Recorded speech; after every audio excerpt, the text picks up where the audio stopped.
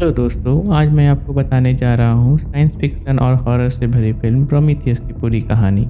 Film की शुरुआत होती है प्राचीन काल में। विशाल ताकतवर इंसान जैसा दिखने वाला एलियन प्रजाति पृथ्वी जैसे ग्रह पर आती है। इनमें से एक एलियन बहते हुए झरने के किनारे उतरता है और एक खास ब्लैक लिक्विड को पीता है, जिससे उसका सेल्स और टिश्यू गलने लगता है और वो मरने लगता है, जिसके कारण वो झरने की पानी में गिर जाता है। तो फिर दिखाया जाता है कि उसका डीएनए इवॉल्व हो रहा है। यहीं से इशारा मिलता है शायद इंसान इन्हीं एलियंस की वजह से बने होंगे। कहानी आती है 2089 ईस्वी में, जब दो आर्कियोलॉजिस्ट डॉक्टर एलिजाबेथ शॉ और उनके पार्टनर चार्ली हॉलवे और स्कॉटलैंड की गुफाओं में एक स्टार मैप ढूंढते हैं। यह वही पैटर्न है जो पुरानी सभ्यताओं में मिलता रहा है। उनका मानना है कि यह एक एडवांस सिविलाइजेशन का निमंत्रण है जिन्होंने इंसानों को बनाया। वो इन्हीं इंजीनियर्स बुलाते हैं। धीरे धीरे और सभ्यताओं में यह स्टार मैप मिलते हैं, जिससे यह साबित होता है कि वह मैप इंसानों के निर्माता की ओर इशारा कर रहा है। पीटर वेलेंड नाम के अरबपति को भी यह योजना रोचक लगती है।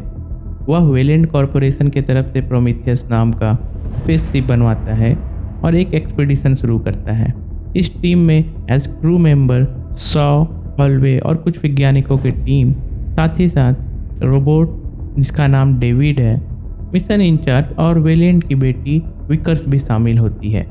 स्पेसशिप की डेस्टिनेशन एक सुदूर ग्रह LP-223 पर जाना और इंसानों के निर्माता को ढूंढना होता है। जब वो लोग उस ग्रह पर लैंड कर रहे होते हैं तो वहाँ एक अजीब सा गुफानुमा स्ट्रक्चर मिलता है। हॉलवे कैप्टन को शिप वहीं लैंड करने को बोलता है और फिर टीम वहाँ से उस गुफा के अंदर जाती है और वो पाते हैं कि वहाँ का एटमॉस्फेयर अर्थ के एटमॉस्फेयर से भी अच्छा है।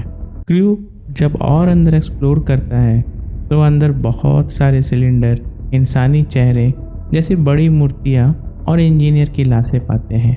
सभी लोग देखते हैं कि उन सिलेंडर से ब्लैक चिपचिपा लिक्विड निकल रहा है और डेविड वहाँ चुपके से एक सिलेंडर चुरा कर बैग में रख लेता है।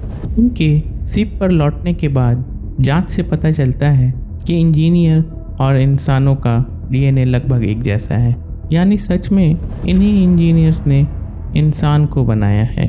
इधर डेविड को शॉ और हॉलवे के रिश्ते से जलन होती है और वो हॉलवे को ड्रिंक में ब्लैक लिक्विड मिलाकर पिला देता है। उससे जल्द ही अजीब लक्षण दिखने लगते हैं।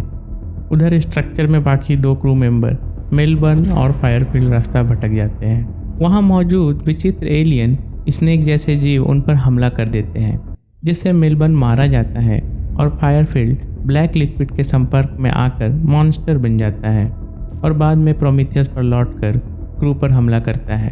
कई लोगों को वो मारता है, लेकिन उसे मार दिया जाता है। इधर हॉलवे की हालत बिगड़ती है। शॉ चाहती है उसे वापस शिप पर लाया जाए, लेकिन विकर्स दरवाज़ा नहीं खोलती है। हॉलवे खुद को जलाने को कहता है और विकर्स उसे आग लगाकर मार देती है। हॉलवे के साथ संबंध बनाने की वजह से शॉ प्रेग्नेंट हो गई थी, क्योंकि वह कभी माँ नहीं बन सकती थी। डेविड उसे बताता है कि उसके पेट में एलियन का भ्रूण पल रहा है, जो असल में ब्लैक लिक्विड का असर के कारण है।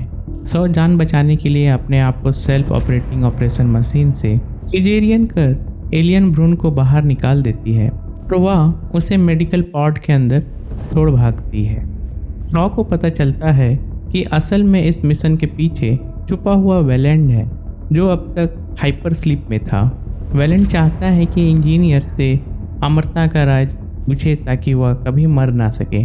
वहीं कैप्टन जेनिक को समझ आता है कि यह पूरी तरह से असल में इंजीनियर्स का मिलिट्री बेस थी, जहां वे ब्लैक लिक्विड जैसे बायोलॉजिकल वेपन्स बना रहे थे, लेकिन उन पर कंट्रोल खो बैठे और खुद भी मारे गए।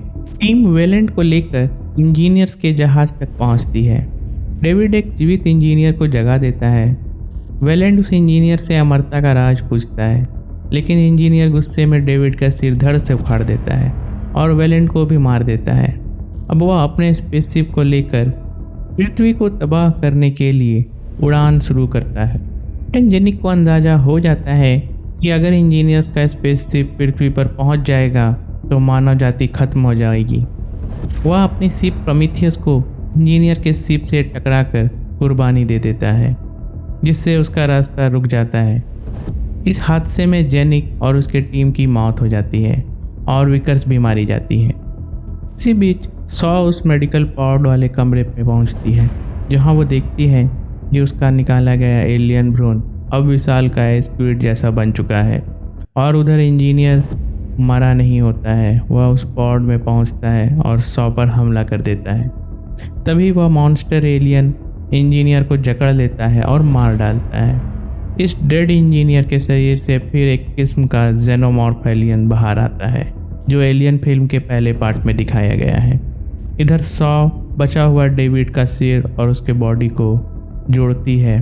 फिर दोनों इंजीनियर्स के प्लेनेट की खोज में निकल पड़ते हैं, ताकि वह उन सवालों का जवाब ढूंढ सके कि इंजीनियर्स ने इंसानों को क्यों बनाया, फिर उन्हें ख़त्म क्यों करना चाहते थे।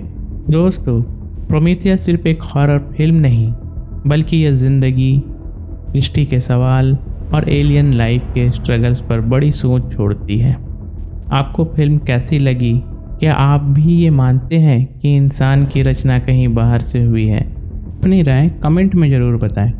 वीडियो अच्छी लगी हो तो चैनल को लाइक और सब्सक्राइब ज़रूर करें।